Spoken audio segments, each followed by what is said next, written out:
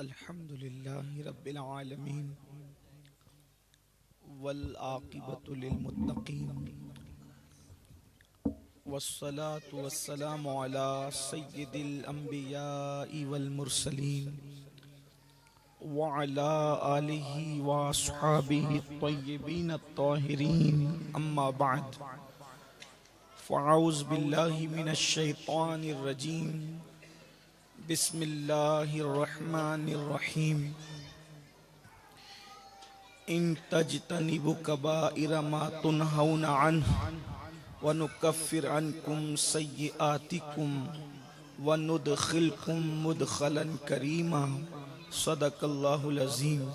غوث اعظم بمنی بے سر و ساما مدد قبلہ دین مدد کعبہ ایمان مدد انتظار کرم تست من عینی را اے خدا جو خدا بینو خدا دا مدد بگرداب بلا افتاد کشتی ضعیفانو شکستہ رات پشتی بحق کے خواجہ عثمان ہارون مدد کن یا معین الدین چشتی مدد کن یا معین الدین چشتی مدد کن یا معین الدین چشتی۔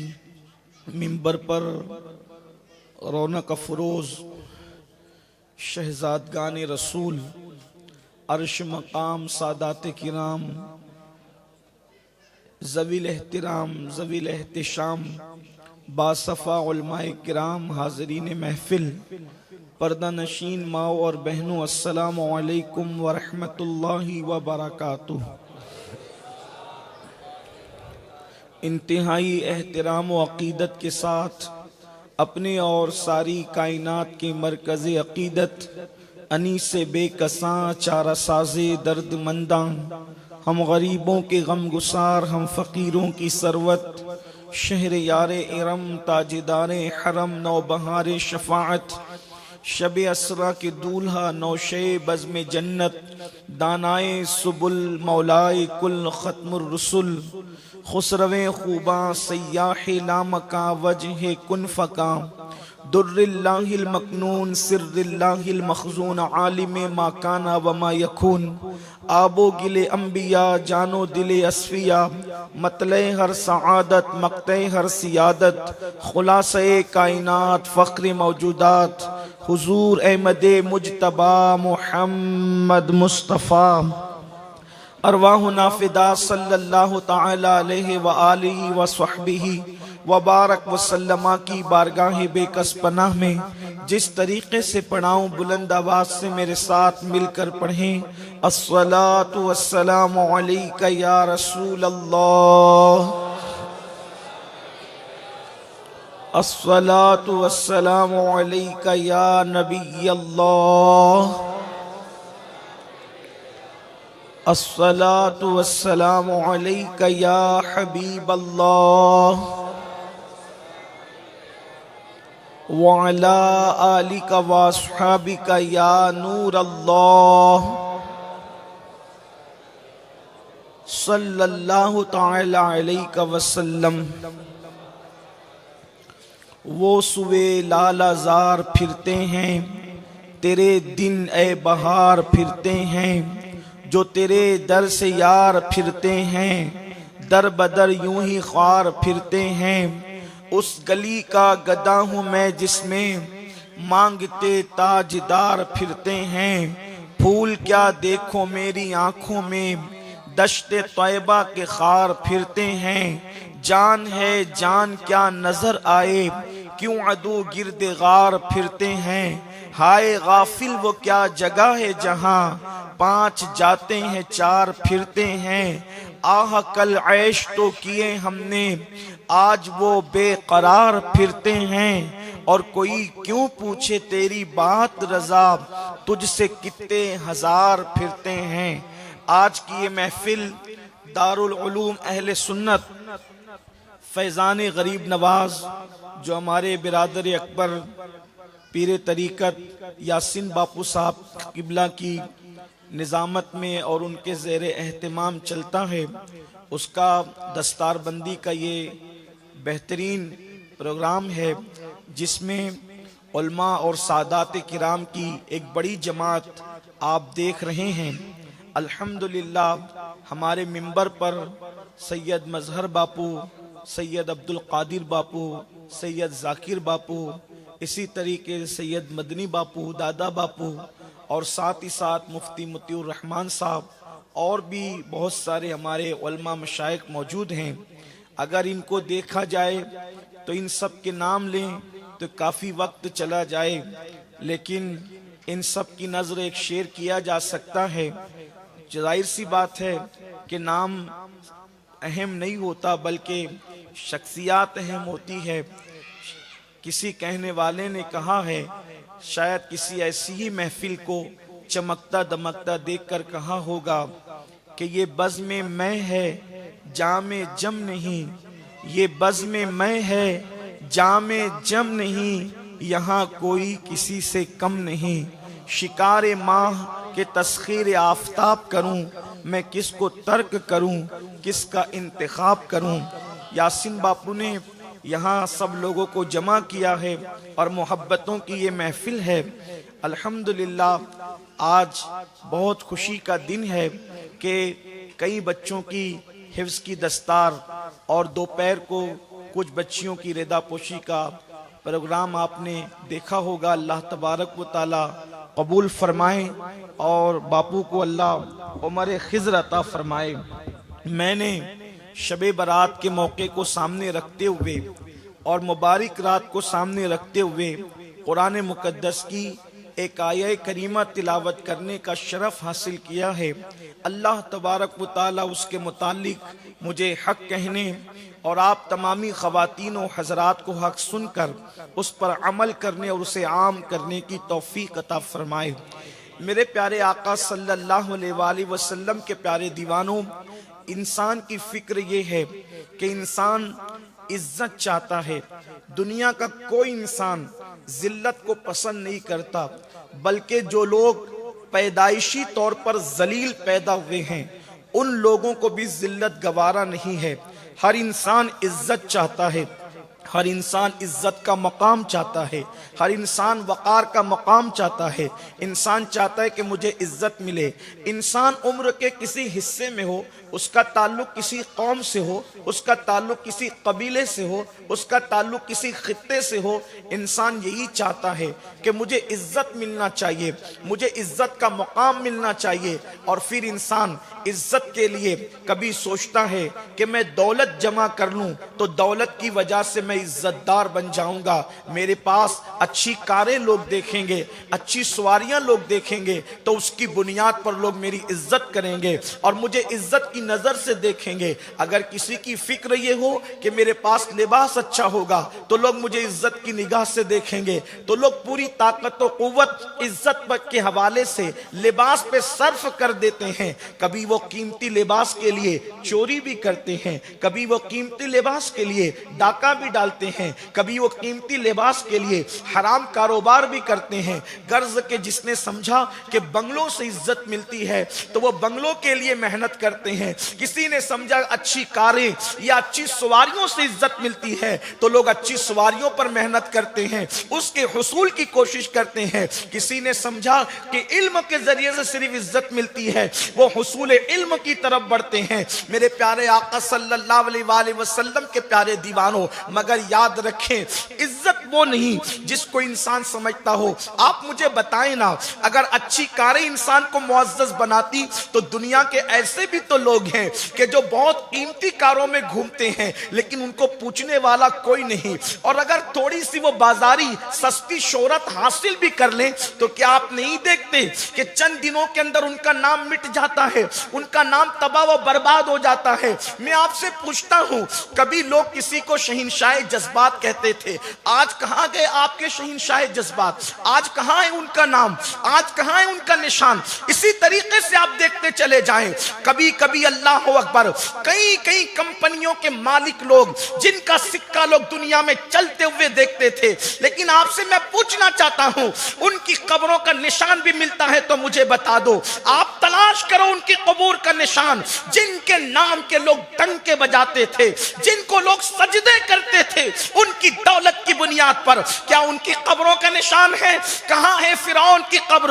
کہاں ہے حامان کی قبر؟ کہاں ہے بخت نصر کی قبر؟ کہاں ہے شداد کی قبر؟ کہاں ہے یزید کی قبر؟ مجھے بتاؤ ان کی قبور کہاں ہے؟ جنہوں نے دولت کے نشے میں پوری دنیا میں ہنگامہ برپا کر رکھا تھا۔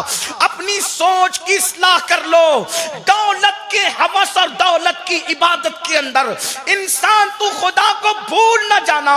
اگر دولت کسی کو عزت عطا کر سکتی تھی، اگر سواریاں کسی کو عزت عطا کر سکتی تھی، تو کہاں گئے یہ دولت والے؟ کہاں گئے یہ سواریاں والے؟ کہاں گئے یہ عزت والے؟ سب مٹ گئے۔ لیکن مجھے بتاؤ، سرکار غوث پاک کے وصال کو 9 صدیاں بیت چکی ہیں، لیکن جنگل میں بھی ان کے نام سے اگر قوم کو آواز دیا جائے تو جنگل میں بھی منگل سا سما نظر آتا ہے۔ مجھے بتاؤ، حقیقی عزت وہ نہیں جس کو ہم سمجھتے ہیں، حقیقی عزت یہ ہے جو اللہ نے اپنے ولیوں کو عطا فرمائی۔ آج غریب نواز کے ڈنکے بج رہے ہیں، آج صابر پاک کے ڈنکے بج رہے ہیں، آج محبوب الہی کے ڈنکے بج رہے ہیں، آج قطب عالم اور شاہ عالم کے ڈنکے بج رہے ہیں۔ لوگ اپنے دادا کی قبر پر مہینوں نہیں جاتے، لیکن اللہ والوں کے مزارات پر بھیڑ لگی رہنے کی وجہ کیا ہے؟ کیا وجہ ہے کہ ان کے مزارات پر بھیڑ نظر آتی ہے؟ لوگ ان سے محبت کرتے نظر آتے ہیں، لوگ ان سے عشق کی حد تک محبت کرتے نظر آتے ہیں۔ اللہ اکبر، چند سکے خرچ کر کے لوگ باپ کی قبر پر نہیں جاتے، لاکھوں روپے خرچ کر کے لوگ اللہ والوں کے مزارات پہ جاتے ہیں۔ یہ عزت کیسی عزت ہے؟ ان کے نام کے ڈنکے آج بھی بج رہے ہیں۔ تو عزت کس کو ملتی ہے؟ عزت کون حاصل کرتا ہے؟ تو یاد رکھو، اللہ جس کو عزت دیتا ہے اس کو دائمی عزت نصیب ہوتی ہے۔ اللہ جس کو عزت دیتا ہے اس کو ہمیشہ کی عزت نصیب ہوتی ہے، اور اللہ جس کو مقام عطا کرتا ہے اس کو ہمیشہ کے لیے مقام ملتا ہے۔ آپ کیا سمجھتے ہیں 5 سال کے لیے اگر دنیا منتخب کر کے دے تو جن لوگوں نے عزت کے ساتھ 5 سال کے لیے منتخب کیا تھا وہی لوگ ہاتھ پکڑ کر نیچے اتارتے نظر آتے ہیں، وہی لوگ گالیاں دیتے نظر آتے ہیں، وہی لوگ ذلیل کرتے نظر آتے ہیں۔ لوگ عزت دیتے ہیں تو 5 سال کے لیے دیتے ہیں، اور مدینے کی سرکار سے عزت ملتی ہے تو قبر میں جا کر بھی غریب نواز پورے ملک ہندوستان پر حکومت کرتے نظر آتے ہیں۔ یہ عزت حقیقی عزت ہے۔ حکومت وقت یاد رکھے، یہاں تو کل دوسرا رہے گا۔ زمین ہندوستان کا راجا ہمارا خواجہ سدا رہے گا۔ نعرے تکبیر، نعرے رسالت، علماء اہل سنت، خواجہ کا ہندوستان، خواجہ کا ہندوستان، سادات کرام۔ لوگوں کی فانی عزت کے لیے اللہ کو ناراض نہ کرو۔ ہمیشہ کی عزت کیسے ملتی ہے؟ ہمیشہ کا وقار کیسے ملتا ہے؟ اچھا مقام کیسے ملتا ہے؟ تو اب قرآن بتا رہا ہے، قرآن بتاتا عزت کیسے ملے گی۔ عزت چاہتے ہو نا، عزت کیسے ملے گی؟ اچھا مقام چاہتے ہو نا، عزت کا مقام چاہتے ہو نا، وہ کیسے ملے گا؟ تو قرآن کہتا ہے ان تجتنبوا کبائر ما تنہون عنہ، اگر تم بڑے گناہوں سے بچو گے، اگر تم کبیرہ گناہوں سے بچو گے۔ دیکھو عزت کا مقام قرآن بتا رہا ہے۔ اگر قرآن پہ ایمان لائے ہو تو عزت پانے کا طریقہ قرآن سے سیکھو۔ کسی کے ہاتھ میں عزت نہیں ہے، عزت میرے اللہ کے ہاتھ میں ہے، اور اللہ اپنے کلام میں بتا رہا ہے کہ عزت کیسے ملے گی۔ یاد رکھنا، اگر آپ کے دور میں لوگ آپ کو ذلیل کرنے پر آ جائے تو دیکھو 22,000 کا لشکر 72 کو ذلیل کرنے پر آیا تھا، اور اپنے زوم باطل میں انہوں نے ذلت کی انتہا کرنے کی کوشش کی۔ میں پوچھنا چاہتا ہوں کیا ٹکڑے کر دینا یہ اپنے زوم میں دلیل کی ذلت کی دلیل نہیں؟ کیا بیویوں کے دوپٹے چھین لینا یہ ذلیل کرنے کی اپنے زوم باطل میں دلیل نہیں؟ اللہ اکبر، خیمے جلا دینا، بولو یہ سب اگر کسی کے ساتھ ہو تو لوگ سمجھتے ہیں کہ وہ تو ذلیل ہو گیا۔ گردنیں کاٹ لینا لوگ اپنے زوم میں دلیل ذلیل سمجھتے ہیں۔ اسی طریقے سے کپڑے اتار کر کے چھین لینا. کیا یہ زوم کے اندر دلیل ذلیل نہیں اور ذلت کی باتیں نہیں, مگر قربان جائیں 22,000 کا لشکر حکومت وقت کے ساتھ آواز میں آواز ملا کر ذلیل کرنے کے لیے آیا تھا, لیکن خدا نے ان کو عزت دینا چاہا تو آج ذلیل کرنے والے ذلیل ہو گئے. لیکن آج بھی نماز مکمل نہیں ہو رہی ہے جب تک کہ آل محمد پر درود نہیں پڑھا جاتا. جن کے ذکر کو ختم کرنے کے لیے پوری حکومتوں نے دولت کے خزانے اپنے منہ کھول دیے تھے اور عزت کرنے والے اور تعریف کرنے والوں کی زبانیں کھینچ لی جاتی تھی. حیرت ہے کسی کا ذکر مٹانے کے لیے اگر حکومتیں اتنی کوشش کریں تو اس کا ذکر تو لوگ بھول جائیں, لیکن حکومتوں کے خزانے کے منہ جن کا ذکر مٹانے کے لیے کھل گئے تھے آج بھی لوگوں کی محفلیں مکمل نہیں ہوتی جب تک کہ ان کا ذکر نہ ہو جائے, جب تک ان کا تذکرہ نہ ہو جائے. وجہ یہ عزت اللہ کی دی ہوئی ہے. اللہ کے بندو اگر عزت حاصل کرنا ہے تو رب العزت کے ہاتھ میں عزت دینا. دنیا کی بازاری عزت کے لیے خدا کو ناراض کرتے ہو, دنیا کی بازاری عزت کے لیے اللہ کی نافرمانی کرتے ہو. عزت کیسے ملے گی؟ قرآن بتا رہا ہے ان تنتجبوا کبائر ما تنہون عنہ, کہ جو اجتناب کرے گا کبیرہ گناہوں سے, جو بڑے گناہوں سے بچے گا, وَنُكَفِّرْ عَنْكُمْ سَيِّئَاتِكُمْ وَنُدْخِلْكُمْ مُدْخَلًا كَرِيمًا, جو بڑے گناہوں سے بچے گا اللہ اس کے چھوٹے گناہوں کو بغیر توبہ کے معاف کر دے گا, اور اللہ اس کو عزت عطا کرے گا, اور اللہ اس کو عزت کے گھر میں داخل فرما دے گا. عزت کا مقام اللہ دے گا کب؟ جب ہم بڑے کبیرہ گناہوں سے بچیں گے. کبیرہ گناہوں سے بچو اللہ عزت دے گا. غوث پاک کو جیسے عزت دی اللہ عزت دے گا, جیسے غریب نواز کو عزت دی اللہ عزت دے گا, جیسے اپنے مقبول بندوں کو عزت دی. شرط ہے کبیرہ گناہوں سے بچو. اب یہ کبیرہ گناہ کیا ہے؟ تو اللہ کے رسول صلی اللہ علیہ وآلہ وسلم سے پوچھا گیا کہ یا رسول اللہ کبیرہ گناہ کیا ہے, بڑے گناہ کیا ہے؟ نمبر 1, بعض لوگ تو یہ کہتے ہیں کہ ہر گناہ کبیرہ ہے. کیوں؟ ان کی دلیل یہ ہے کہ اللہ کی نافرمانی, ہر گناہ اللہ کی نافرمانی, اللہ کی نافرمانی کی مطلب گناہ ہوا, تو پھر اللہ کی نافرمانی چھوٹی کیسی؟ سب تو بڑی ہے. لیکن مختار اور جمہوری مذہب اور مسلک یہ ہے کہ جن گناہوں پر وعید شدید سنائی گئی ہے, جن گناہوں پر سخت وعید سنائی گئی ہے, وہ گناہ کبیرہ ہے. بعض نے کہا کہ وہ 3 ہے, بعض نے کہا کہ وہ 7 ہے, بعض نے کہا کہ وہ 9 ہے, بعض نے کہا کہ وہ 40 ہے, بعض نے کہا کہ وہ 70 ہے, اور بعض نے کہا کہ وہ 700 ہے. لیکن بس اتنا سمجھ لیں کہ اس کی کوئی تعداد متعین نہیں.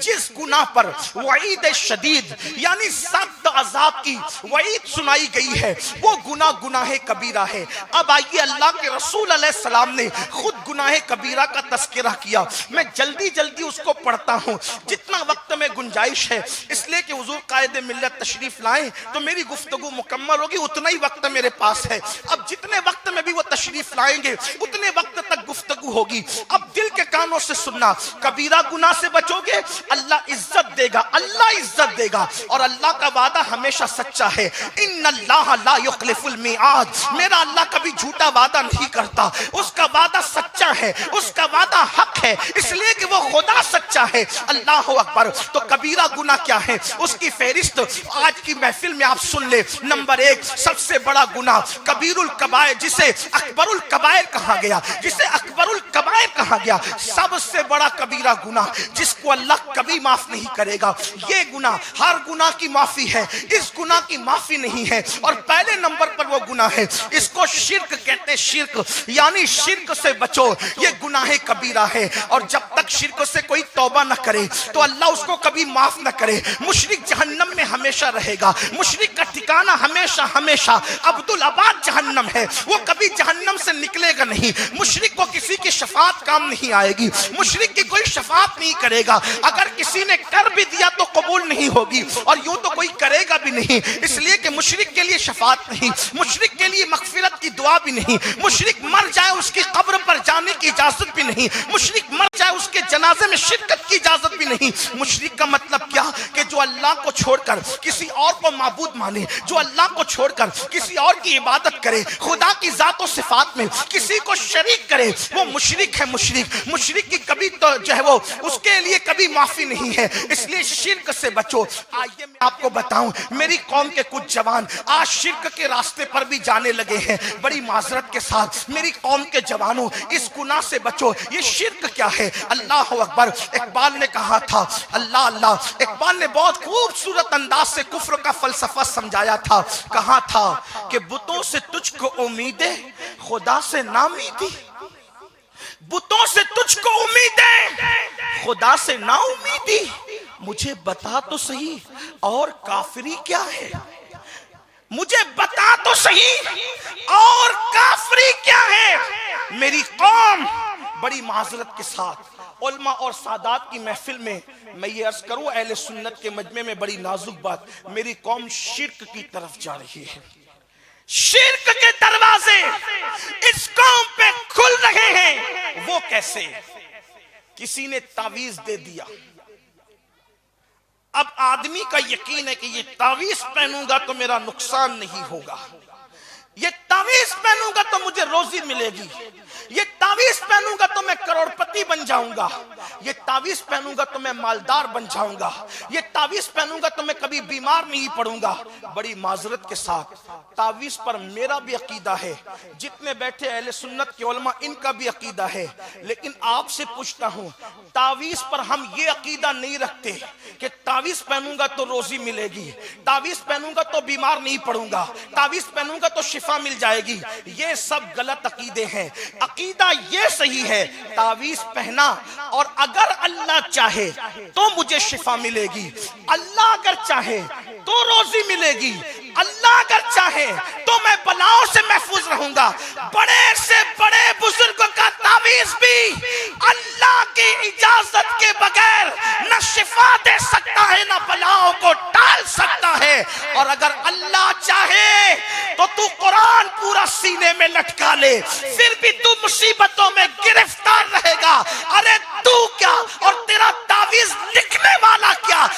میں اس کی بات کروں، توحید کی بات کرنے کا حق جتنا ہم سنیوں کو ہے اتنا کسی کو ہے ہی نہیں، اس لیے کہ اوروں نے 1857 کے بعد کے مولویوں سے سن کر توحید سیکھی ہے، اور ہم نے توحید اس سے سیکھی ہے جس نے خدا کو بے حجاب اور بے پردہ دیکھا۔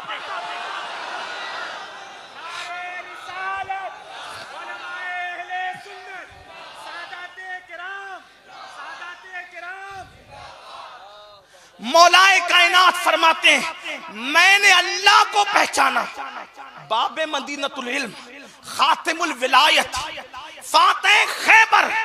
میں مولا علی کا ذکر کر رہا ہوں، سنیو۔ قاضی ثناء اللہ پانی پتی، قاضی ثناء اللہ پانی پتی کون ہے؟ علماء جانتے ہیں، حضرت شاہ عبدالعزیز محدث دہلوی۔ یہ عبدالعزیز کون ہے پتہ ہے؟ علامہ فضل خیرآبادی کے استاد۔ عبدالعزیز محدث دہلوی کون ہے؟ شاہ فضل رحمان گنج مراد آبادی کے استاد۔ شاہ عبدالعزیز محدث دہلوی کون ہے؟ صدر الشریعہ کے استاد کے استاد۔ شاہ عبدالعزیز محدث دہلوی کون ہے؟ اعلیٰ حضرت کے پیر و مرشد کے استاد، اشرفی میاں کے مرشد اجازت کے استاد۔ آپ اندازہ فرمائیں یہ شاہ عبد العزیز ہے. شاہ عبد العزیز خود بھی مجدد, ان کے والد شاہ ولی اللہ بھی مجدد, اور محدثوں کا یہ خاندان, اور یہ فاروق اعظم کی اولاد میں سے ہے. شاہ عبد العزیز فرماتے تھے قاضی ثناء اللہ پانی پتی بہقی وقت کا نام ہے. علماء جانتے ہیں بہقی وقت کون ہے, امام بہقی کون ہے؟ شاہ عبد العزیز کہتے تھے ثناء اللہ پانی پتی بہقی وقت ہے. امام باقی کا اپنے زمانے میں نائب اور ثانی ہے. وہ قاضی ثناء اللہ پانی پتی اپنی کتاب تفسیر مظہری میں لکھتے ہیں آدم علیہ السلام کے دور سے لے کر آج تک جس کو بھی ولایت ملی ہے سب کو ولی بنانے والا میرا اور آپ کا مشکل کشا علی ہے, علی ہے, علی ہے. اسی لیے امام اہل سنت کہتے ہیں سلامی جس کے در کا ہر ولی ہے, علی ہے, ہاں علی ہے, ہاں علی ہے. جب تک علی کی غلامی نہ کرے کسی کو کبھی ولایت مل ہی نہیں سکتی. نعرہ تکبیر, نعرہ رسالت, نعرہ حیدری, نعرہ حیدری, نعرہ حیدری, نعرہ حیدری. اب وہ علی کہتے ہیں, کون علی؟ فاتح خیبر, باب مدینۃ العلم, دار الحکمت کا دروازہ, اللہ دار الحکمت, حکمتوں کے مکان کا دروازہ, بیت حکمت کا دروازہ, یہ مولا علی ہے. حسنین کے بابا, زہرا کے شوہر, اللہ اکبر, ناطق قرآن, بولتا قرآن. سرکار نظمی کہتے ہیں, سرکار نظمی مہریروی کہتے ہیں بولتا ہوا قرآن ہم علی کو کہتے ہیں. بولتا, جسے بولتا قرآن کہے صوفیہ, وہ علی کہہ رہے ہیں. میں اور آپ نہیں, جنہیں کلمے کا صحیح ترجمہ بھی نہیں پتا, وہ تعویذ پر اعتماد کر کے خدا کو بھول رہے ہیں. بڑی معذرت کے ساتھ, ہاں میں تعویذ کا پھر کہتا ہوں مخالف نہیں. تعویذ اللہ کے اذن سے شفا دے گا. ڈائریکٹ تعویذ میں, کسی تعویذ میں طاقت, تعویذ لکھنے والے میں طاقت نہیں, اور تعویذ لکھنے والے کی اوقات کہ میں تو مولا علی کا ذکر کر. مولا علی کہتے ہیں میں نے اللہ کو پہچانا, اور اللہ کو کس طرح پہچانا کہ میں ارادہ کرتا ہوں. توجہ کرنا, علی پاک کو خدا کی معرفت کی شان سے بھی کہا میں ارادہ کرتا ہوں اور میرے ارادے کو کوئی توڑ دیتا ہے. تب مجھے پتا چلا نا کہ جو علی کے ارادے کو توڑے وہ طاقت کتنی بڑی طاقت ہے. مجھے اللہ کی معرفت, جو علی کے ارادے کو توڑے, توجہ کرنا, جو علی کے ارادے کو توڑے اسی کو خدا کہتے ہیں. آپ مجھے بتائیے تو صحیح, پتا چلا کسی کے ارادے بھی ٹوٹتے ہیں. جو خیبر کا دروازہ دوسرے ہاتھ سے توڑ دے اس کا ارادہ بھی کوئی توڑتا ہے, اور اسی کو خدا کہتے ہیں. کوئی موسیٰ جیسے کو بھی لن ترانی کہتا ہے, اس کو خدا کہتے ہیں. وہ وعدہ لا شریک. آپ مجھے بتائیں جو موسیٰ کو لن ترانی کہہ دے کہ تو نہیں دیکھ سکتا, اور آپ یہ عقیدہ لے کر کے بیٹھے ہیں کہ میں نے فلاں کا تعویذ پہنا تو میں نے تو شفا مجھے تو ملنی ہی ہے.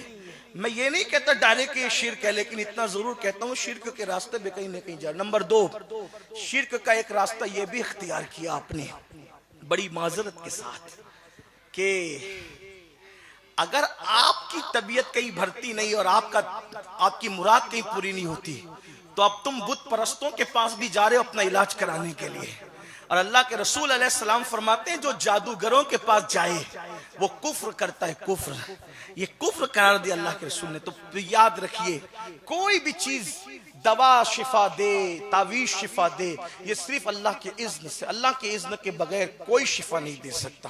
ہاں یاد رکھنا خدا کے اذن سے. حضرت عیسیٰ بھی مردوں کو ٹھوکر لگاتے تھے تو کیا کہتے تھے؟ کم باذن اللہ, اللہ کے حکم سے زندہ ہو جا. یہ نبی کی بات ہے, قرآن بیان کر رہا ہے, تو تھوڑا ہمیں اس پہ غور کرنا چاہیے.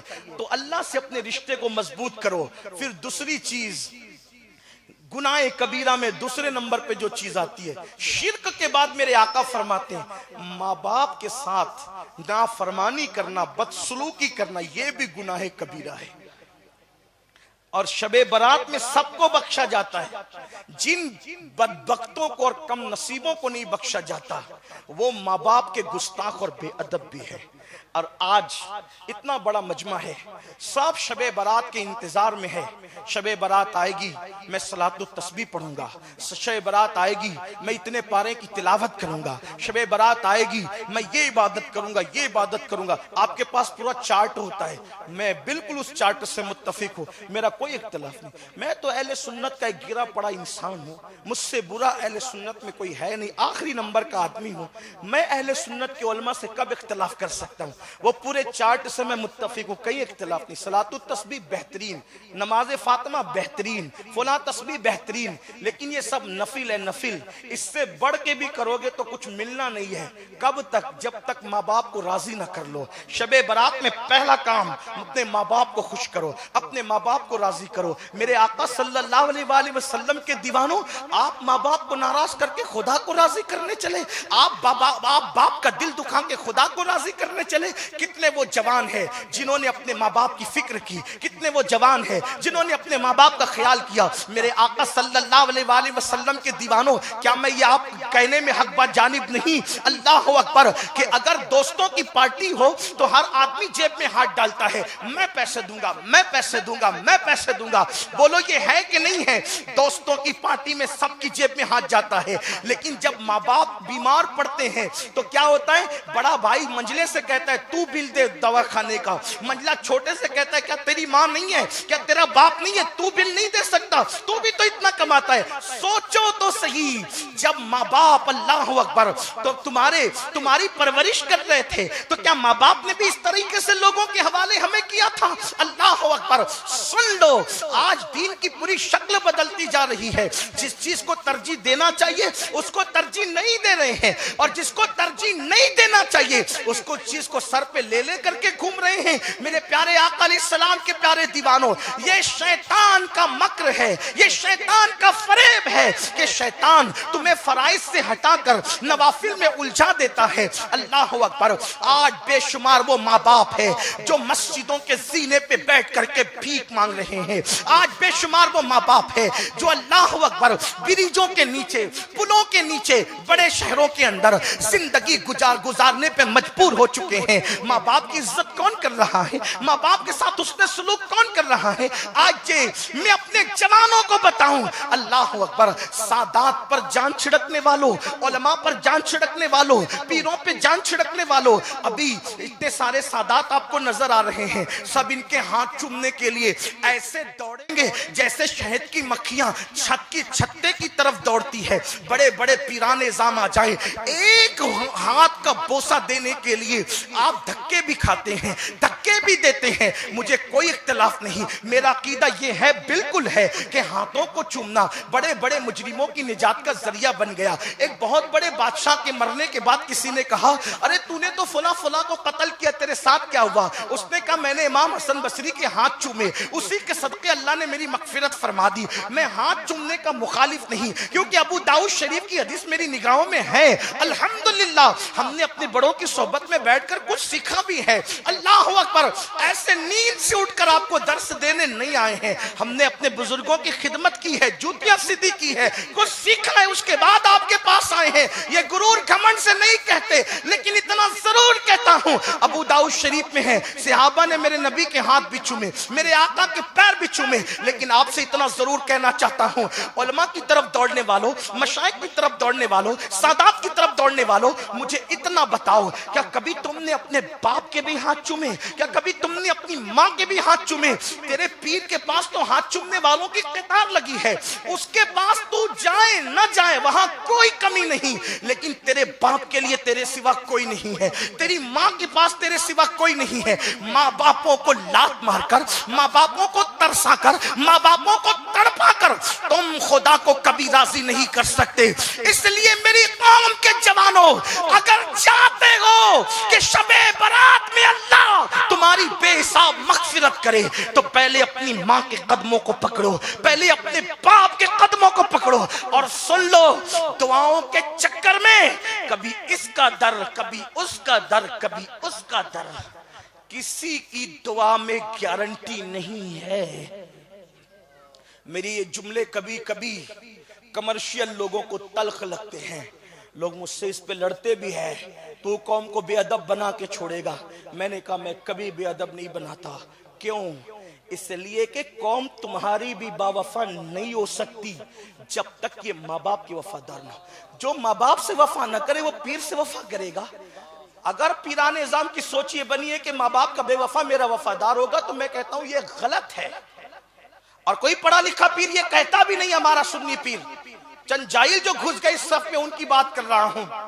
آپ جانتے ہیں ایک شخص کے بارے میں نے اپنے استاد سے سنا، وہ کہہ رہے تھے اس نے گاڑی پہ لکھا تھا پیر کا کرم۔ پوچھو پیر کا کرم، خیریت پیر کا کرم۔ میں یہ بھی لوگوں کو کہتا ہوں پیر کا کرم بعد میں کہو، پہلے الحمدللہ کہو، کیونکہ یہ اللہ کے رسول کی سنت ہے۔ یہ میں اتنا ضرور آپ کو کہوں گا۔ ہاں چند دنوں کے بعد کسی نے پوچھا خیریت، تو کہا اللہ کا کرم۔ کہا کیوں بھئی آج جملہ بدل گیا؟ تو کہا پیر صاحب کو گھر بلایا تھا فاتحہ کے لیے نہیں آئے، تو میں نے بیعت توڑ دی۔ یہ قوم کا حال ہے، یہ قوم کا حال ہے۔ میں کہہ رہا ہوں میری بات برا مت ماننا، ہمیں اپنی قوم کو وہ باتیں سکھانی ہوگی جو مدینے کے تاجدار نے اپنے اصحاب کو سکھائی تھی۔ ہمیں تو وہی بات کرنی ہے۔ یاد رکھیے کسی کو برا لگتا ہے لگے، ہو سکتا یہی ہوگا زیادہ سے زیادہ آئندہ احمدآباد والے نہیں بلائیں گے، لیکن اللہ کو گواہ بنا کے کہتا ہوں نہ مجھے تقریر کا شوق، نہ احمدآباد آنے کا شوق، مجھے کبھی بھی شوق نہیں۔ لیکن اگر یہ بات حق ہے اور حق ہے تو پہلے آپ کی زبان سے الحمدللہ نکلنا چاہیے۔ کیوں؟ کیونکہ تمہارے باپ آدم نے جو سب سے پہلا جملہ کہا تھا وہ یہی کہا تھا الحمدللہ۔ یاد رکھنا، پہلے الحمدللہ، پھر پیر کا کرم، پھر کسی بزرگ کا کرم۔ کیوں؟ اس لیے کہ سب کا کرم خدا کے کرم کا محتاج ہے۔ ہاں اتنا یاد رکھنا۔ تو عرض یہ کر رہا تھا ماں باپ کا غدار کبھی پیر کا وفادار نہیں ہو سکتا، کبھی دوست کا وفادار نہیں ہو سکتا۔ میرے استاد نے مجھے نصیحت کی تھی، بیٹے کبھی ماں باپ کے گستاخ اور غدار سے دوستی مت کرنا۔ میں نے کہا کیوں؟ کہا جو ماں باپ کا وفادار نہ وہ تیرا کیا وفادار ہو سکتا ہے؟ اہل وفا کی پہچان ماں باپ سے ہے۔ اور آپ دیکھ لیں جان وفا، شان وفا، کان وفا جسے ہم کہتے ہیں مصطفیٰ جان رحمت، ان کو دیکھیں ماں باپ کے یہاں کیسی بات ہے، کس عقیدت کا اظہار ہے۔ ایک مرتبہ ایک بوڑھی خاتون لکڑی ٹیکتے ہوئے آئی، حضور علیہ السلام صحابہ کی محفل میں بیٹھے تھے، اٹھ کے کھڑے ہو گئے۔ آپ اندازہ کر سکتے ہیں آج اگر کوئی لڑکا ڈاکٹر بن جائے تو وہ اپنے کالے رنگ کی ماں کا تعارف نہیں کراتا اپنے دوستوں سے کہ یہ میری ماں ہے۔ کیوں؟ کہا کہ اس کے کپڑے تو پھٹے ہوئے ہیں، اس کا رنگ تو کالا ہے، میرے دوست میرا مذاق اڑائیں گے، میرا مذاق اڑائیں گے کہ اس کی ماں کا رنگ کالا ہے، اس کی ماں کے کپڑے پھٹے ہوئے ہیں، تو لوگ تعارف نہیں کراتے، حالانکہ وہ ہے ماں۔ میں کہتا ہوں شان سے کراؤ اپنے ماں باپ کا تعارف کہ یہ تمہارے ماں باپ ہیں۔ لوگ مذاق اڑاتے رہیں، اپنے ماں باپ کا تعارف فخر سے کراؤ۔ زمین پہ تخت و تاج کا مالک میں اس کو سمجھتا ہوں، تاجدار وہ ہے جس کے سر پہ ماں کا آنچل ہے، اور تخت پہ وہ بیٹھا ہے جس کے نیچے باپ کی شفقتیں موجود ہیں۔ تاجدار ترستے ہیں ماں کے آنچل کو۔ اگر خدا نے تمہارے سر پہ ماں کا آنچل رکھا ہے تو تم تاجدار ہو، تاجدار۔ اسی لیے کسی شاعر نے کہا تھا باپ کی شفقت اور ماں کا آنچل، ہم بھی کبھی تخت و تاج والے تھے۔ باپ کی شفقتوں کو کیا یہ طاقت سے کم نہیں ہے، اور ماں کے آنچل کو کیا سمجھتے ہو یہ تاج سے کم نہیں ہے۔ اس لیے آج کل کے لڑکے ڈاکٹر بن جائیں، انجینئر بن جائیں، کبھی ماں باپ کا تعارف نہیں کراتے، اگر وہ ان پڑھ ہوں، بھولے بھالے ہوں، سیدھے سادے ہوں، شرم آتی ان کو۔ بلکہ میرے ایک دوست نے اپنے چند ساتھیوں کو تعارف کرایا، ایک بڑے میاں کرسی بیٹھے تھے، دوست تو گئے اس کے برتھ ڈے کے موقع پر، کہا یہ کون ہے؟ کہا یہ ہمارے یہاں کام کرتا ہے، جبکہ وہ اس کا باپ تھا۔ سادے کپڑے میں بیٹھا، اس بدبخت کو یہ نہیں پتا تھا کہ یہ خود سادے پہن کر مجھے قیمتی پہناتا ہے، یہ خود ہلکے کپڑے استعمال کر کے مجھے بھاری پہناتا ہے۔ اس نے محنت کی، مزدوری کی، اور مجھے اچھے قیمتی کپڑے پہنا کر قیمتی اسکول میں بھیجا۔ احسان فراموش ہو گئی دنیا اتنی، اور سوچو تو صحیح، ایسے لوگوں کو ترقی ملے گی جو ماں باپ کو کام والے کے حوالے سے تعارف کرائے. لیکن آؤ میرے آقا مصطفیٰ جان رحمت صحابہ کی محفل میں بیٹھے ہیں اور ایک بوڑھی عورت لکڑی ٹیکتے ہوئے آئی. میں یہ بھی آپ کو بتا دوں اس بوڑھی عورت کا رنگ بھی سانولا تھا. وہ بہت خوبصورت نہیں تھی بظاہر دیکھنے میں، بظاہر کہہ رہا ہوں، سانولا رنگ تھا، بوڑھی تھی، لکڑی ٹیکتے ہوئے آئی. عمر زیادہ ہونے کی وجہ سے چہرے پہ جھریاں پڑی ہوئی تھی. حضور اٹھ کے لیے اٹھ کے کھڑے ہو گئے، حضور اس کے لیے اٹھ کے کھڑے ہو گئے اور اپنی وہ چادر جس کو مزمل و مدثر والی چادر کہتے ہیں حضور نے وہ بچھائی اور بچھا کر کے اس خاتون کو پہلے اس پہ بٹھایا. پھر اس کے بعد آقا اس کے پاس بیٹھے. صحابہ کو رشک آیا. اللہ اکبر، جس کے تلوے عرش چوم کر معراج پاتا ہے وہ رسول جس کے لیے اپنی چادر بچھائیں، یہ عورت ہے کون؟ اور اس سے اتنا پیار کریں کہ پہلے اس کو بٹھائیں پھر خود بیٹھے. جب وہ جانے لگی اٹھ کر تو پوچھا صحابہ نے یہ خوشبخت خاتون کون ہے آقا؟ تو میرے آقا نے فرمایا یہ میری دودھ پلانے والی ماں حلیمہ سعدیہ ہے. اللہ اکبر، جب صحابہ نے سنا کہ یہ دودھ پلانے والی ماں حلیمہ سعدیہ ہے تو سرکار سرز کرتے آقا کہ آپ کے بچپن کے واقعات ہم ان سے سن سکتے ہیں، آپ کا مبارک بچپنا ان سے معلوم کر سکتے ہیں؟ تو میرے آقا نے فرمایا پوچھ لو. پھر حلیمہ سعدیہ نے حضور کے بچپن کے واقعات بتائے. لوگوں کو اندازہ ہوا جو دودھ پلانے والی ماں کا اتنا احترام کرتا ہو وہ حقیقی ماں سیدہ آمنہ کا کتنا احترام کرتا ہوگا. اللہ اکبر. پھر اس کے بعد دوسری طرف آئے امام حسن مجتبی. امام حسن ایک مرتبہ سیدہ طیبہ طاہرہ خاتون جنت مخدومہ کائنات ملکہ فردوس بری سیدہ فاطمہ کا ذکر کرتے ہوئے کہتے ہیں کہ میری ماں کا جب وصال ہوا تو میری عمر صرف 7-8 سال کی تھی. اس عمر میں بھی میں اپنی امی کے ساتھ ایک برتن میں بیٹھ کر میں نے کبھی کھانا نہیں کھایا. امام حسن کہہ رہے ہیں میری ماں سیدہ فاطمہ کے ساتھ ایک برتن میں بیٹھ کر میں نے کبھی کھانا نہیں کھایا. کسی نے پوچھا حسن تمہاری ماں سیدہ فاطمہ مخدومہ کائنات اتنی عظیم ہستی تمہاری امی جان ہے، آپ ان کے ساتھ بیٹھ کر کے کھانا ایک برتن میں کیوں نہیں کھایا آپ نے؟ تو اس وقت امام حسن نے کہا مجھے ڈر لگتا تھا کہ کہیں ماں کی بے ادبی نہ ہو جائے. کہا حسن ساتھ میں کھانے میں بے ادبی کیسی اور کس طرح کی بے ادبی؟ تو امام حسن کہتے ہیں مجھے ایسا لگتا تھا کہ کسی لقمے پر توجہ کرنا، احساس دیکھو، اللہ والوں کا احساس دیکھو، نوجوانان جنت کا سردار جن کو بنایا گیا ان کی فکر دیکھو. امام حسن کہتے ہیں کہ میں ڈرتا تھا کہ کسی لقمے پر میری ماں سیدہ فاطمہ کی نظر پڑے گی اور ماں فاطمہ سوچے گی کہ یہ لقمہ میں نے اٹھانا اور مجھے اس کی خبر نہیں مل پائے گی، مجھے اس کی اطلاع نہیں ہو پائے گی. تو اس وقت کہیں غلطی سے وہ لقمہ میں اٹھا کر کے جو ہے وہ اپنے منہ میں نہ ڈال لوں تو میری ماں کی بے ادبی نہ ہو جائے.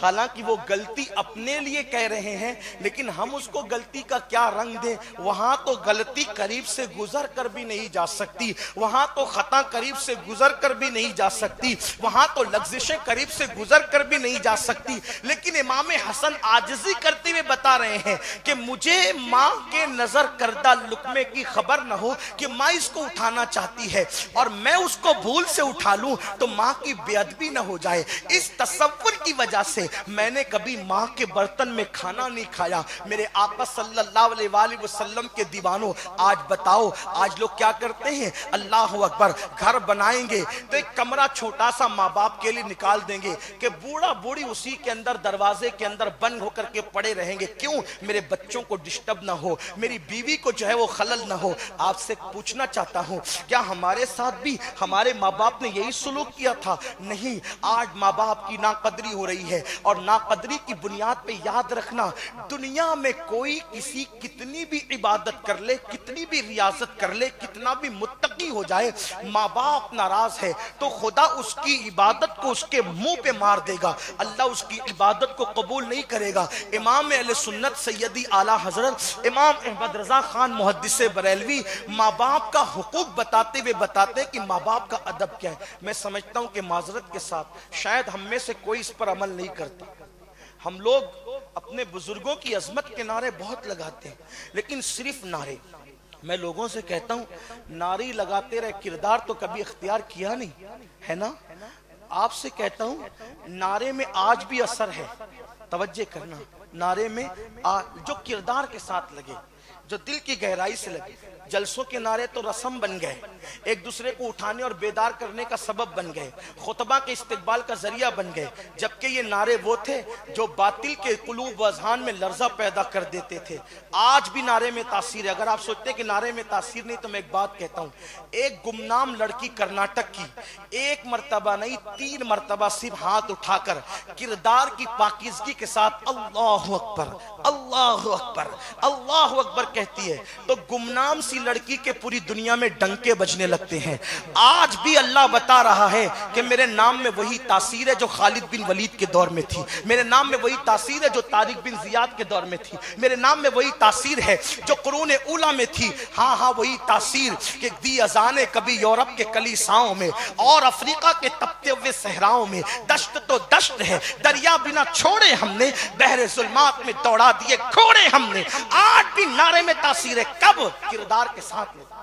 ایک لڑکی گمنام کردار کے ساتھ نعرہ لگایا، پوری دنیا میں ڈنکے بجے. علماء محراب میں اس کا ذکر کرنے لگے، خطیب منبروں پہ اس کا تذکرہ کرنے لگے، اخبار کی بڑی سرخیوں کے اندر اس کا نام چھپنے لگا. یہ نعرے کی تاثیر ہے. لیکن کب؟ جب کردار کے ساتھ لگے. فجر کی نماز میں سوتے پڑے رہو اور اس کے بعد نعرہ لگاؤ، داڑیاں منڈا کر گٹروں میں پھینکتے رہو، اس کے بعد نعرہ لگاؤ اللہ اکبر. بیٹیاں بے پردہ گھومیں، اس کے بعد نعرہ لگے. سر پہ ٹوپیاں بوجھ لگے، اس کے بعد نعرہ لگے. گھروں کے اندر گانے اور غزلیں بجے، اس کے بعد نعرہ لگے. نعت مصطفیٰ سے تھکن محسوس ہو اور گانوں سے دلچسپی اور لذت آئے، اس کے بعد نعرہ لگے. یاد رکھنا ایسے نعرے بھی شاید منہ پر پھینک مارے جائیں گے. کردار کی سے دوری اور نعروں سے قربت، یہ جذباتی نعرے کسی قوم کو نہ عزت دلاتے ہیں نہ کبھی دلا سکیں گے جب تک کردار کی طرف نہیں آئیں گے. تو میرے آقا علیہ السلام کے دیوانوں، میری قوم کے جوانوں سن لو. اللہ کے رسول فرماتے ہیں کہ ماں باپ کے نافرمانی کرنا، ماں باپ کی نافرمانی گناہ کبیرہ. نمبر 3 آقا فرماتے ہیں جھوٹی قسم کھانا. جھوٹی قسم کھانا یہ گناہ کبیرہ. میں سمجھتا ہوں کہ شاید آج اس کو ہم گناہ سمجھتے ہیں، جس کو اللہ کے رسول نے گناہ کبیرہ کہا ہے جھوٹی قسم کو.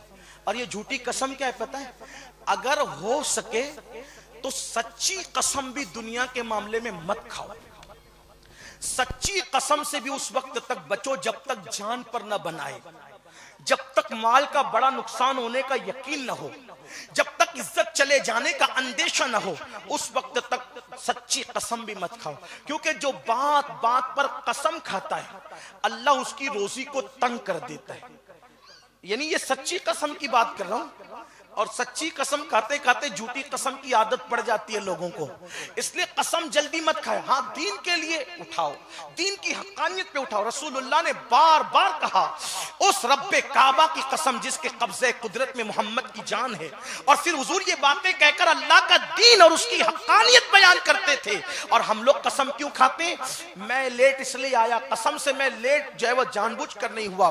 یہ میری چپل خرید دو، اللہ کی قسم مجھے اتنے میں نہیں پڑی. جو قوم 200 روپے کی چپل بیچنے کے لیے اللہ کی قسم اٹھائے، آپ سوچو تو صحیح اس قوم کو ترقی کیسے ملے گی؟ جھوٹی قسم کیا ہے؟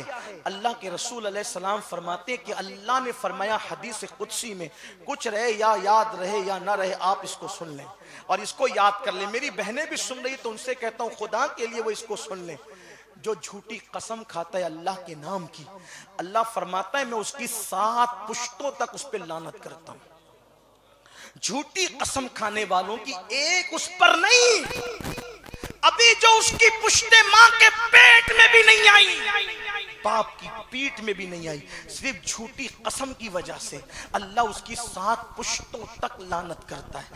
آپ سے پوچھتا ہوں، آپ مجھے بتائیں کتنے لوگ ہیں جن کی زبانیں جھوٹی قسم سے محفوظ ہے؟ اور اگر سچی قسم کوئی کھائے، توجہ کرنا، سچی قسم کوئی کھائے، اللہ فرماتا ہے، اللہ کے رسول علیہ السلام نے بیان کیا، کوئی سچی قسم کھا کر پھر مچھر کے پر کے برابر اس کے خلاف کرے. سچی قسم کھائے پھر اس قسم کو تو نبھانا ہی پڑے گا. تو اب مچھر کے پر کے برابر اگر وہ سچی قسم کی مخالفت کرے تو اللہ کے رسول صلی اللہ علیہ وآلہ وسلم ارشاد فرماتے ہیں کہ اللہ تبارک و تعالی قیامت کے دن اس کو نظر رحمت سے نہیں دیکھے گا اور اللہ اس پر دنیا میں لعنت فرمائے گا۔ اللہ کے رسول علیہ الصلوۃ والتسلیم فرماتے ہیں، اللہ اکبر، آپ اندازہ کریں آج لوگ سگریٹ کا پاکٹ اگر کوئی نہیں پی رہا ہو تو تجھے قسم ہے پی لے، شراب پی لے تجھے قسم ہے، اور پھر لوگ سوچتے ہیں یار یہ قسم اب اس نے دے دی تو یہ کرنا ہی پڑے گا۔ یاد رکھنا، اگر کوئی تمہیں بگاڑنے کے لیے قسم دیتا ہے تو پھر وہ ماں کی قسم دے یا بچے کی قسم دے یا اللہ کی قسم دے، آپ نے اس کی قسم پہ کبھی حرام کام نہیں کرنا۔ آج کل لوگ کہتے ہیں مولانا میں نے شراب پی لی، کیوں پی؟ اس نے ماں کی قسم دی، تو ماں کی قسم دی تو ماں کی قسم کا کوئی اعتبار ہی نہیں، بلکہ غیر اللہ کی قسم کھانے کو شرک کے راستوں میں سے ایک راستہ قرار دیا گیا ہے۔ اس لیے تیرے بچے کی قسم، ماں کی قسم، اس کی قسم، اس کی قسم نہ کھایا کرو۔ قسم صرف اللہ کی ذات اور صفات کی کھائی جا سکتی ہے، اور اگر قسم کھا کے توڑ دیا تو اس کا کفارہ ہے۔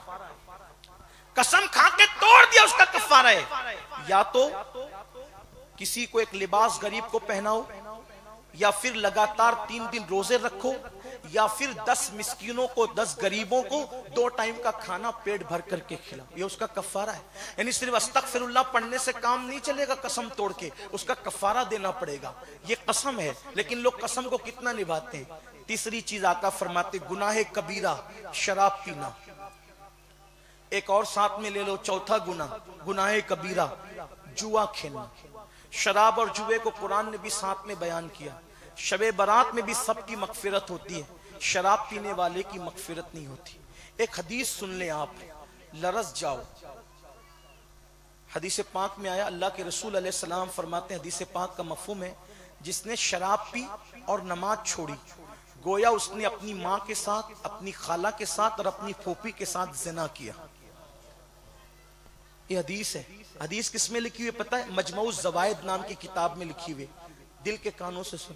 لوگوں کو شرم لگتی ہے حدیثیں سنتے وقت، گندی پکچر دیکھتے وقت شرم نہیں لگتی، شراب پیتے وقت شرم نہیں لگتی۔ آج شراب فیشن بن چکا ہے۔ مجھے حیرت ہے جن لوگوں کے مذہبوں کے کہانی اور قصے کے علاوہ کوئی حیثیت نہیں، وہ قوم شراب چھوڑ رہی ہے، اور جس کا مذہب اللہ کی طرف سے نازل کیا ہوا ہے وہ قوم شراب کی طرف جا رہی ہے۔ اور آج نوجوانوں کو ایسا لگتا ہے کہ شراب کے بغیر گزارا کیسے، بلکہ کچھ نوجوان ڈائلاگ بولتے ہیں، یار پانی پینے والے لوگ بیوقوف ہیں، شراب پی کر کے زندگی گزارو۔ میرے عزیز، شراب کا وہ عذاب ہے، وہ وبال ہے کہ اس کو انسان تصور کرے کہ برداشت کر سکتا ہے۔ شراب پینے والے کو لوہے کے گز مارے جائیں، اللہ اکبر، لوہے کے ہتھوڑے، اور وہ جو جہنم میں لوہے کے ہتھوڑے ہیں، لوگ کبھی کبھی اس کو کہانی قصہ سمجھتے ہیں۔ لوہے کے جس ہتھوڑے سے بے نمازی کو، شرابی کو، جواری کو مارا جائے گا، وہ لوہے کا ہتھوڑا جو جہنم کی آگ کا بنا ہے، وہ کتنا وزنی ہے پتہ ہے؟ اللہ کے رسول غیب دا نبی صلی اللہ علیہ وآلہ وسلم فرماتے ہیں، تمام جنات اور انسان مل کر جہنم کا وہ ہتھوڑا اٹھانا چاہیں جس سے جہنم کے اندر مارا جائے گا، تو سارے جنات اور انسان مل کر بھی اس کو اٹھانے کی طاقت نہیں رکھتے۔ ایسا طاقتور اور اتنا وزنی وہ جہنم کا ہتھوڑا ہے، جو کس کے سر پہ مارا جائے گا؟ بے نمازی کے سر پہ۔ کس کے وجود پہ برسایا جائے گا؟ شرابیوں کے وجود پہ۔ ہے اللہ کے عذاب کو برداشت کرنے کی طاقت، ہے اللہ کے عذاب کو برداشت کرنے کی قوت۔ لوگ آج سمجھتے ہیں ارے ہم تو یوں بخشے جائیں گے، اور ہمیں تو فلاں لے کر کے جائیں گے، اور ہم تو یوں بخشے جائیں گے، اللہ کریم ہے، مولانا ہمیں اتنا نہ ڈراؤ۔ میں کہتا ہوں میرے عزیز، جس کے بستر پہ قرآن نازل ہوتا تھا وہ ام المومنین سیدہ عائشہ صدیقہ، جب یہ عذاب کا تذکرہ رسول اللہ سے سنتی تو اتنا روتی کہ آپ کا دوپٹہ ایسا بھیگ جاتا کہ اگر کوئی نچوڑے تو اس سے آنسو ٹپکے، اتنا رویا کرتی تھی۔ مولا کائنات شیر خدا علی مرتضی جب یہ جہنم کی عذاب کا تذکرہ سنتے تو ایسے تڑپتے جیسے سانپ کا ڈسا ہوا تڑپتا ہے۔ فاروق اعظم ان عذاب کا ذکر سنتے تو 3 دن تک کے بیمار پڑتے اور آپ بے ہوش ہو جایا کرتے تھے, آپ پہ بے ہوشی طاری ہو جاتی تھی. آپ سے پوچھنا چاہتا ہوں, ہم کیا سمجھ رہے ہیں اللہ کے دین کو؟ اللہ اکبر.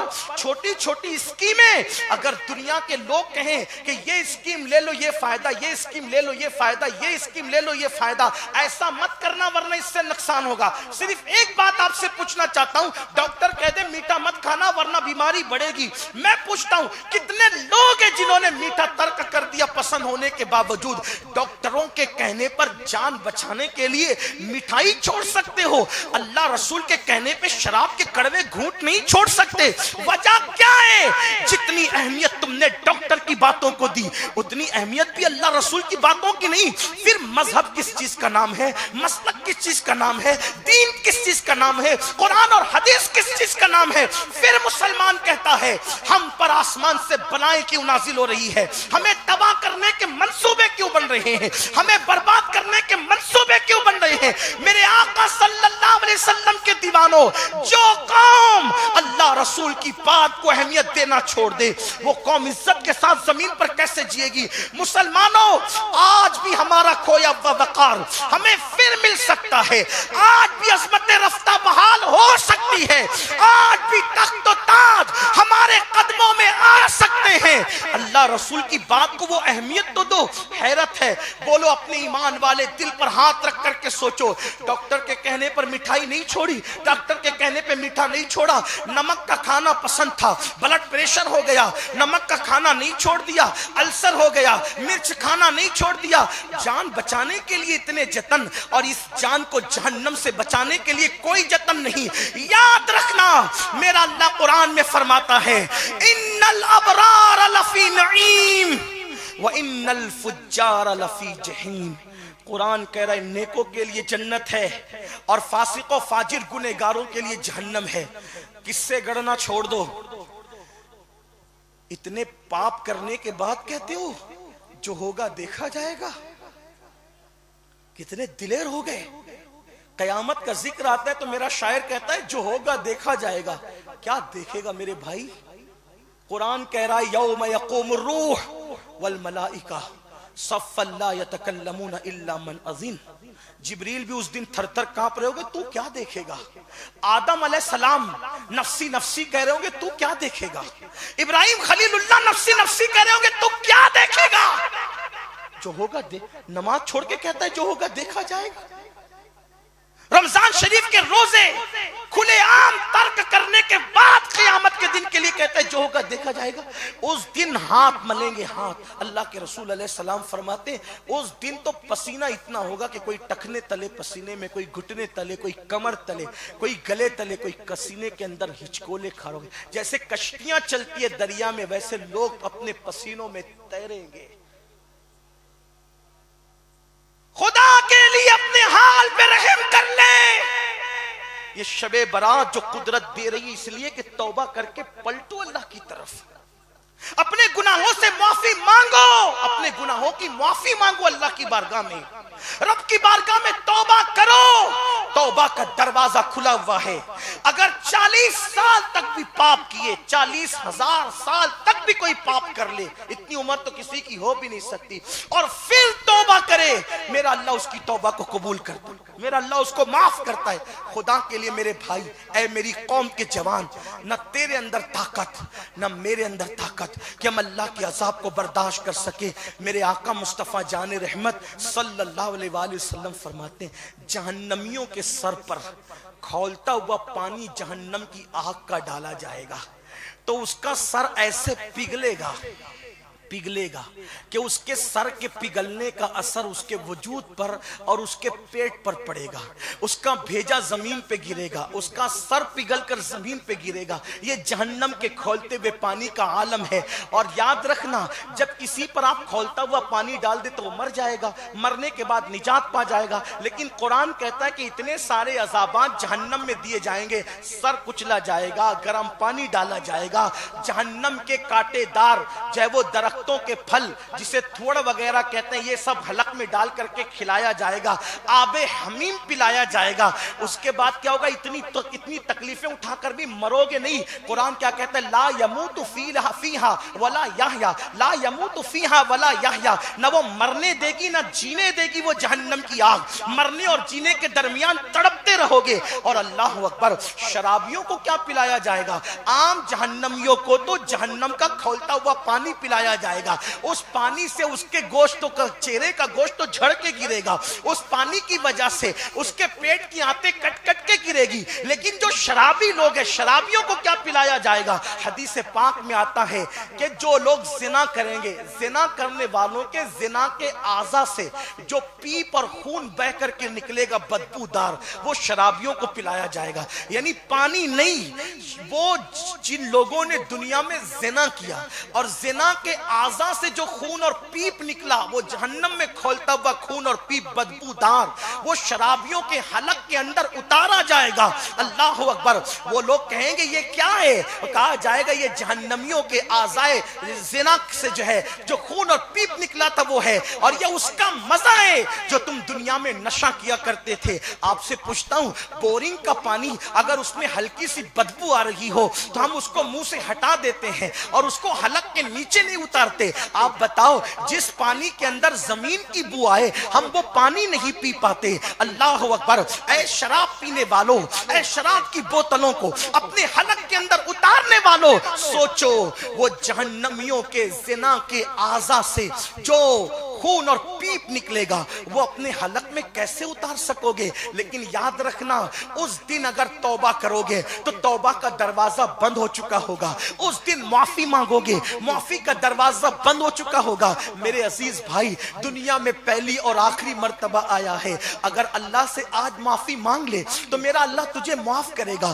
کتنا ہی تو پاپی ہے, کتنا ہی بڑا مجرم ہے, کتنا ہی بڑا گنہگار ہے. خدا کی بارگاہ میں پلٹ. اور آپ کو بتا دوں میرے جوانوں, یہ عذاب کی باتیں سن کر مایوس نہیں ہونا. یہ خدا کی غیرت ہے جس کا ذکر میں نے کیا. لیکن میرا اللہ فرماتا ہے سبقت رحمتی علی غضبی, کہ میرا غضب, اللہ اکبر, میری رحمت کے حوالے سے مغلوب ہو گیا اور میری رحمت میرے غضب پر غالب آ گئی. اللہ فرماتا ہے توجہ کرنا, اگر کوئی پاپی, کوئی مجرم کسی نیک آدمی کے پاس آتا ہے تو نیک آدمی اس سے بھاگتا ہے, نیک آدمی اس سے جی چراتا ہے. کوئی ذلیل کسی عزتدار کے قریب آتا ہے تو وہ عزتدار اس سے دور بھاگتا ہے. آپ یاد رکھیں, ہر ایک کسی اور سے بھاگ رہا ہے. غریب سے مالدار بھاگ رہے ہیں, ذلیل سے عزتدار بھاگ رہے ہیں, چھوٹوں سے بڑے بھاگ رہے ہیں, گنہگاروں سے نیکوکار بھاگ رہے ہیں. لیکن یہ میرے اللہ کی شان ہے. اللہ فرماتا ہے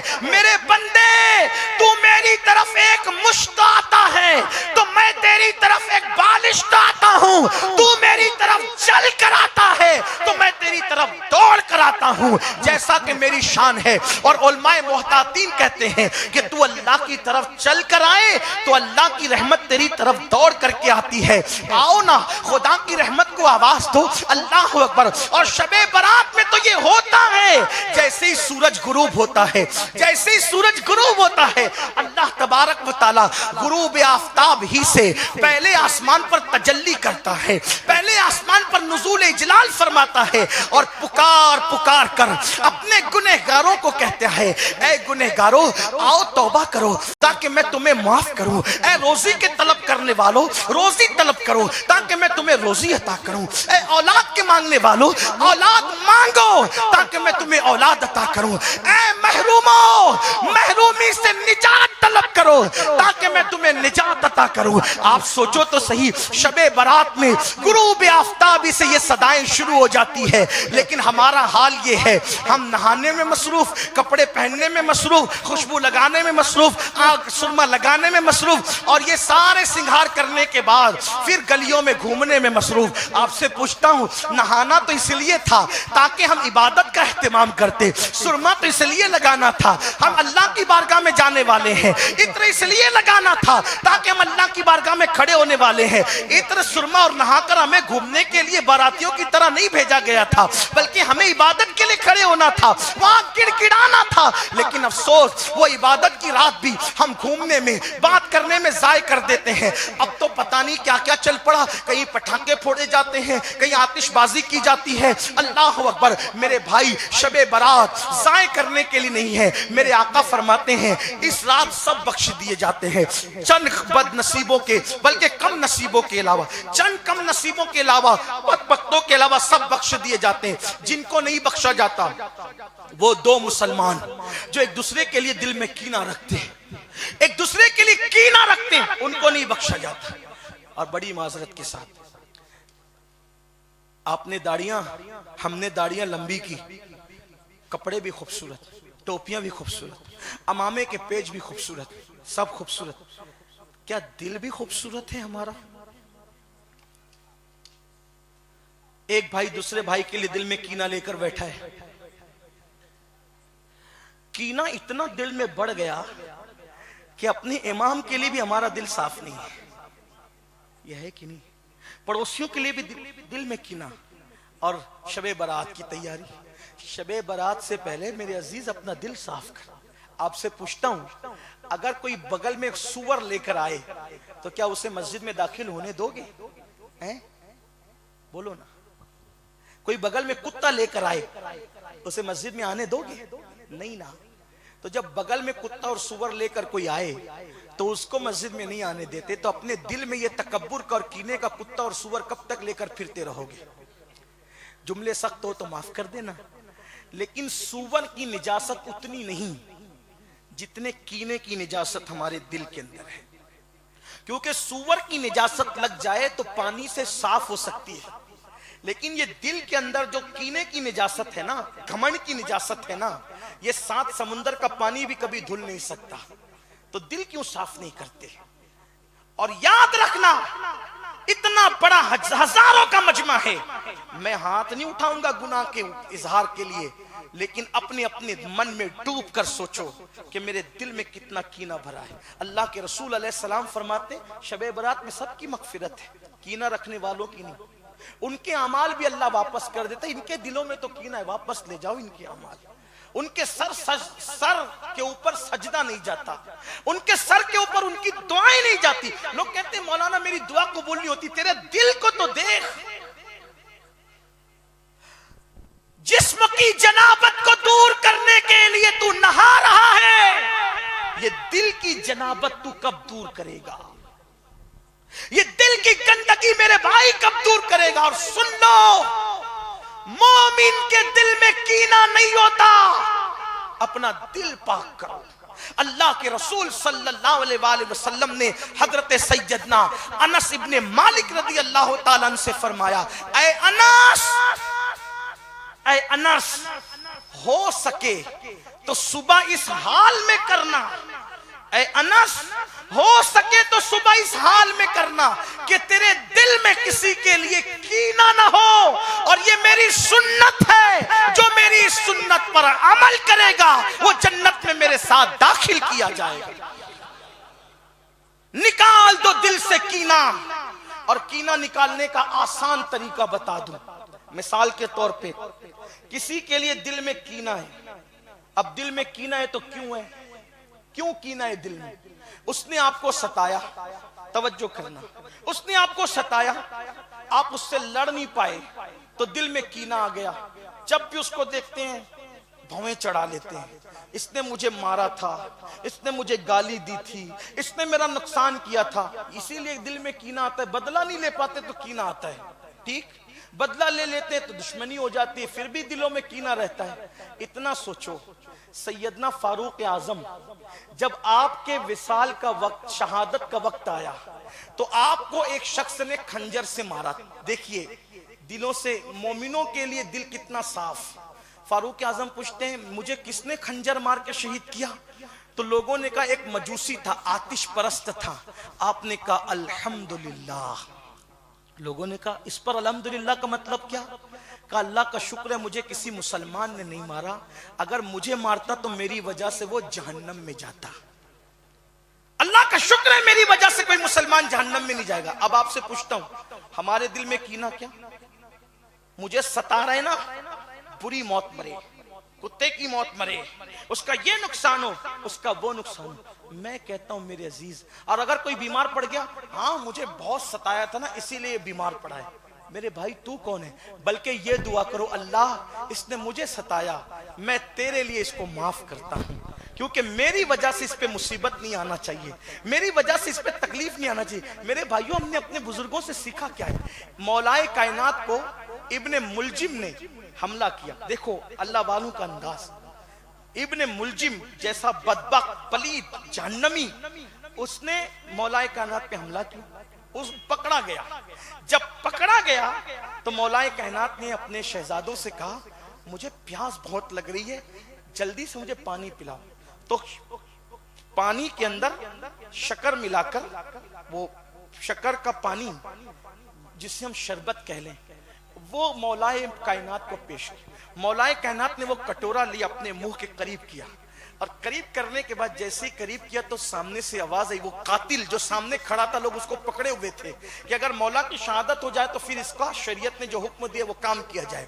تو وہ سامنے کھڑا تھا، اس نے کہا علی علی، آپ جانتے ہیں نا کہ مار کھانے والے سے زیادہ محنت مارنے والے کو لگتی ہے، کیونکہ آپ تو بہت تلوار چلا چکے ہیں، مارنے والے کو محنت زیادہ لگتی ہے. جب آپ کو اتنی پیاس لگی ہے تو اندازہ کرو مجھے کتنی پیاس لگی ہوگی، مجھے بھی تو پیاس لگی ہے. مولائے کائنات نے منہ کے قریب وہ کٹورا تھا، وہ اپنے شہزادے امام حسن کے ہاتھ میں دیا، فرمایا پہلے اس کو پلاؤ، بعد میں ہم پئیں گے. قاتل کے لیے، قاتل سامنے کھڑا ہے. فکر یہ ہے ہم نے کیا سیکھا، اپنے بزرگوں سے ہم نے کیا سیکھا. میرے آقا صلی اللہ علیہ وآلہ وسلم کے دیوانوں، آؤ اللہ کے نبی صلی اللہ علیہ وآلہ وسلم کی زندگی کا جائزہ لو. ایک مرتبہ ابو جہل اپنے دوستوں سے مشورہ کرتا ہے کہ ہم نے محمد کو قتل کرنا ہے، روحی فدا صلی اللہ علیہ وسلم، ہم نے انہیں قتل کرنا ہے. لوگوں نے کہا کیسے قتل کریں گے، قتل کرنے کا طریقہ کیا ہوگا؟ تو دیکھیے دشمن کو میرے آقا کے اخلاق پہ کتنا اعتبار تھا، اعتماد تھا. اس نے کہا میں بیماری کا ڈھونگ رچاؤں گا، میں بیماری کا ڈھونگ رچاؤں گا. آپ لوگ مکے میں اس بات کا اعلان کر دو کہ ابو جہل بیمار ہو گیا، ابو جہل بیمار ہو گیا. تو کہا اس سے کیا ہوگا؟ کہا محمد عربی روحی فدا صلی اللہ علیہ وآلہ وسلم کی عادت ہے کہ جو بھی بیمار پڑتا ہے وہ اس کو دیکھنے کے لیے جاتے ہیں. چاہے دوست بیمار پڑے تو جاتے ہیں، دشمن بیمار پڑے تو جاتے ہیں، تو وہ آئیں گے مجھے دیکھنے کے لیے. تو پھر ہم کیا کریں گے؟ ایک گہرا سا کنواں کھودیں گے، اور کنواں کھود کر کے اس پر تختے رکھ دیں گے.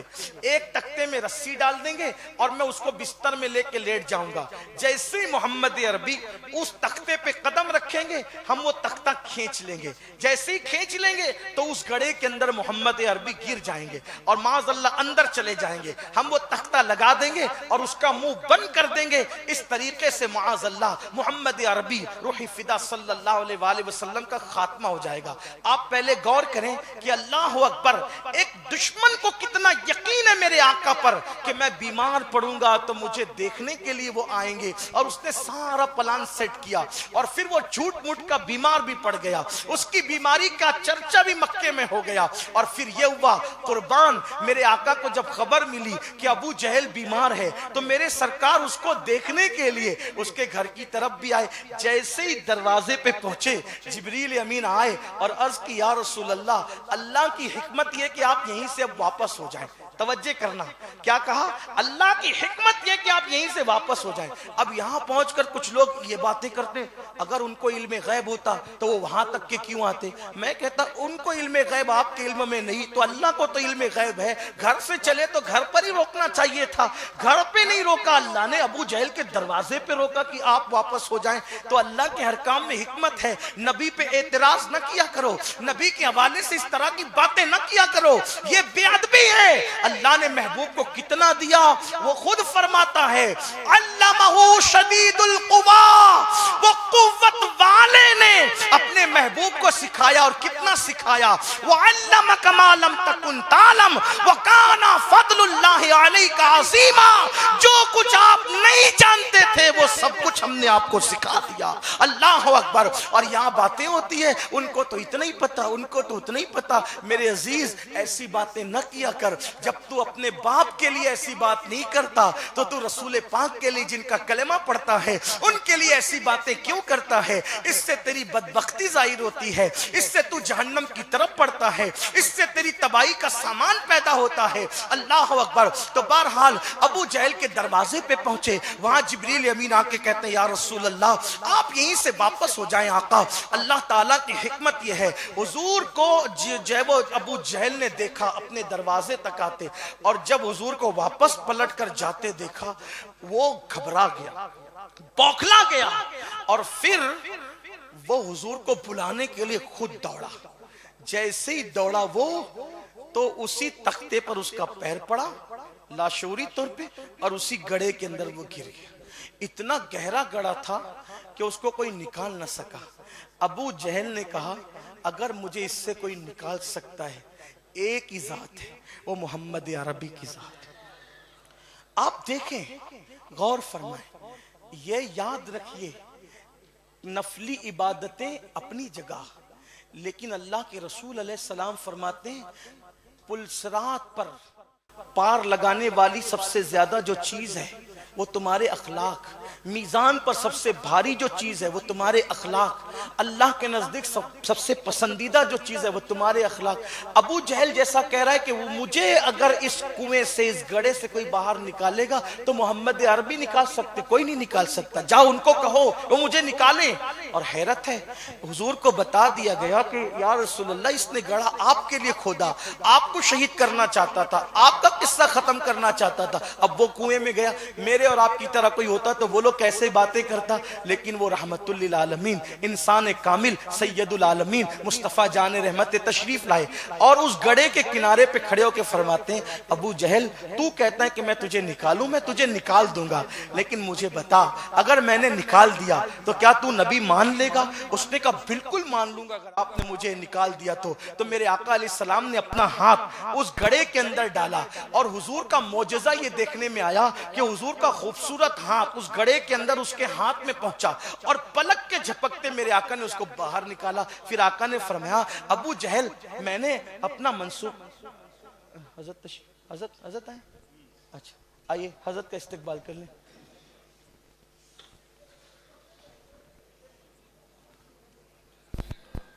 نعرہ تکبیر, نعرہ رسالت, حضور قائد ملت زندہ باد, حضور قائد ملت زندہ باد, شہزادہ مخدوم سمنہ زندہ باد, شہزادہ مخدوم سمنہ زندہ باد, نعرہ تکبیر, اللہ نعرہ رسالت, یا رسول اللہ, نبیر حضور سرکار کلام, زندہ باد, نبیر حضور سرکار کلام, زندہ باد, حضور قائد ملت, زندہ باد, حضور قائد ملت, زندہ باد, نعرہ تکبیر, اللہ اکبر, نعرہ رسالت, یا رسول اللہ.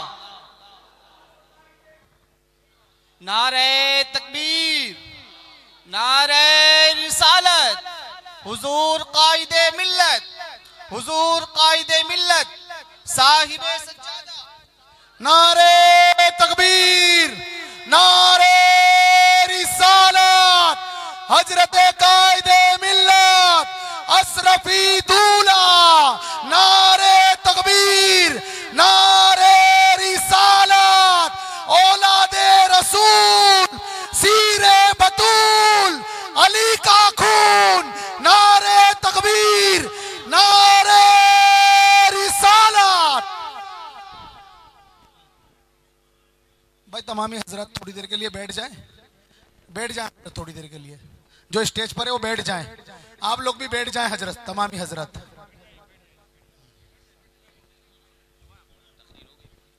چالو تھی.